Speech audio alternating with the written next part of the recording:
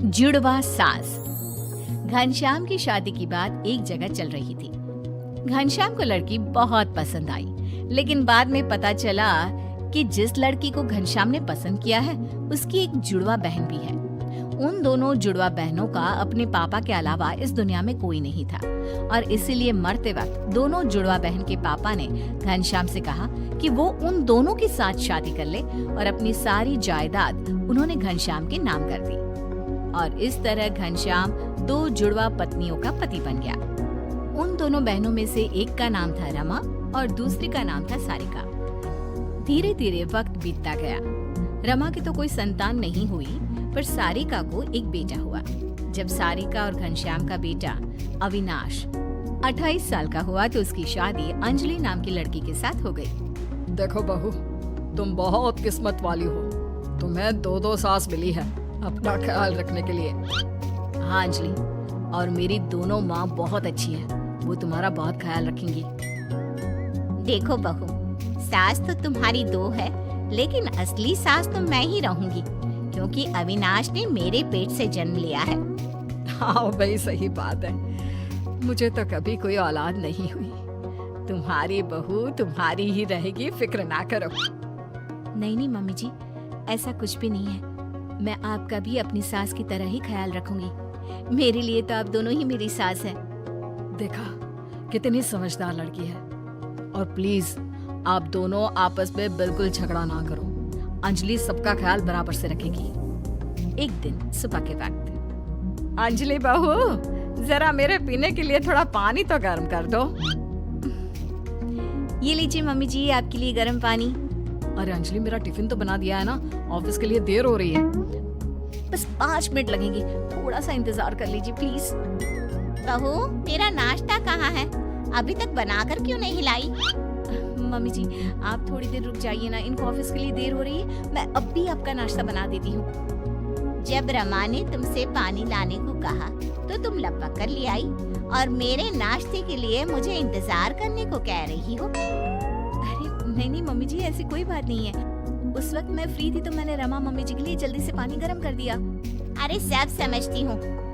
रमा मेरी बहू को अपनी तरफ करने की कोशिश कर रही है, लेकिन मैं ऐसा नहीं होने दूंगी। अगले दिन शाम के वक्त, अंजलि बहू, जरा मेरे पास तो आओ। देखो तुम्हारे लिए कितनी सुंदर साड़ी लाई हूँ। अरे वाह मम्मी जी, ये साड़ी तो बहुत सुंदर और काफी भारी भी है। वही तो। अरे अंजलि, मैं अच्छे से जानती हूँ आजकल की लड़कियों को भारी कपड़े पहनना पसंद नहीं है। तुम्हारे लिए डिजाइनर सूट लेकर आई हूँ, बताओ जरा कैसा है। रमा मम्मी जी, सच बताऊं तो मुझे इसी तरह के सूट पहनने पसंद है। वैसे वो साड़ी भी बहुत सुंदर है, लेकिन बहुत भारी है ना, पता नहीं मुझसे संभलेगी भी या नहीं, लेकिन मैं दोनों चीज रख लेती हूँ। अंजलि के वहाँ से जाने के बाद, देखो रमा, मैं सब जानती हूँ। तुम मेरी बहू को अपनी तरफ करने की कोशिश ना करो। अविनाश मेरा बेटा है और अंजलि मेरी बहू। अरे तुम बेकार में ही परेशान हो रही हो। मैं तो बस अपनी बहू को प्यार करती हूँ, इसलिए उसके लिए गिफ्ट लेकर आई थी। और वो मेरी भी तो बहू है, ये बात दिमाग में हमेशा याद रखना सारिका।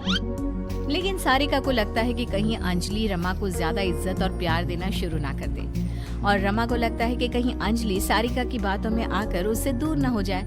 इसी कंपटीशन में वो दोनों अंजलि को परेशान करना शुरू कर देती हैं। मम्मी जी, आज अविनाश के ऑफिस में पार्टी है और मुझे वहाँ जाना है, तो मैं जल्दी से तैयार होकर निकलती हूँ। अविनाश बस आते ही होंगे। ठीक है, तुम पार्टी में चली जाओ बहू, लेकिन मेरे रात के खाने के लिए ना खिचड़ी बना कर जाना। ठीक है मम्मी जी। मैं सारिका मम्मी जी को भी पूछ लेती हूँ कि उन्हें क्या खाना है। क्या हुआ बहू, कहीं जा रही हो? मम्मी जी, वो मैं अविनाश के साथ पार्टी में जा रही हूँ। रमा मम्मी जी को खाने में खिचड़ी खानी है। आप भी वही खा लेंगे तो मेरा काम जल्दी हो जाएगा। नहीं, मेरा तो आज पनीर की सब्जी खाने का मन था। मेरे लिए तुम थोड़ा पनीर ही बना दो। लेकिन मम्मी जी, मुझे देर हो जाएगी। अच्छा, खिचड़ी बनाने में देर नहीं होगी तुम्हें? अब अंजलि अपनी दोनों सास के लिए अलग अलग खाना बनाती है और बुरी तरह से थक जाती है। थोड़ी देर बाद जब अविनाश उसे पार्टी के लिए लेने आता है, अरे अंजलि, तुमने अपनी क्या हालत बना रखी है? पार्टी में नहीं चलना है क्या?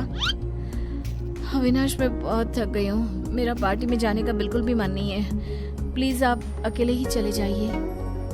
कुछ दिनों के बाद सारिका बहू, मेरे सर में बहुत दर्द हो रहा है, जरा बाम तो लगा दो। सर दर्द से फटा जा रहा है। अरे अंजलि बहू, बेटा मेरे घुटनों के दर्द की दवाई तो ले आओ जरा मेडिकल स्टोर से। अविनाश को तो ऑफिस से आते आते देर हो जाएगी। मेरे घुटने तो पूरी तरह जवाब दे चुके हैं, उठा भी नहीं जा रहा।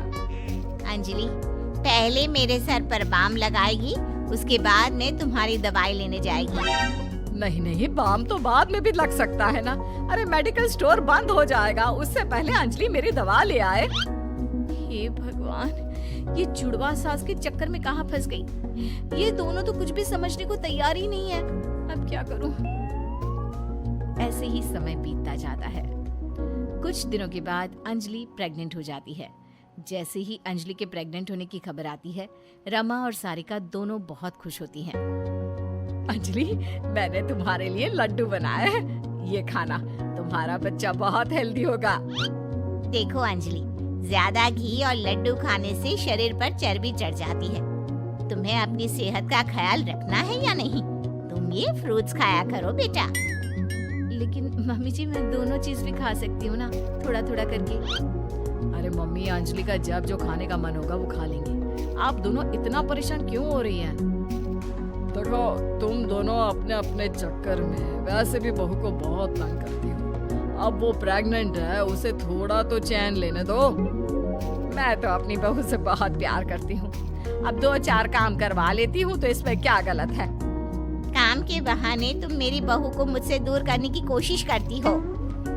और फिर एक दिन अचानक अंजलि की तबीयत खराब हो जाती है। रमा और सारिका दोनों की दोनों पूरे मन से अंजलि का ख्याल रखने लगती हैं। वो अंजलि की बहुत केयर करती है। बेटा, जरा ये सब्जी तो खा ले। देख, जितना खाओगी ना उतनी जल्दी ठीक हो जाओगी। सारिका ठीक कहती है बेटा। तुम्हारी तबीयत जब से खराब हुई है, हमारे घर की तो रौनक ही चली गई है।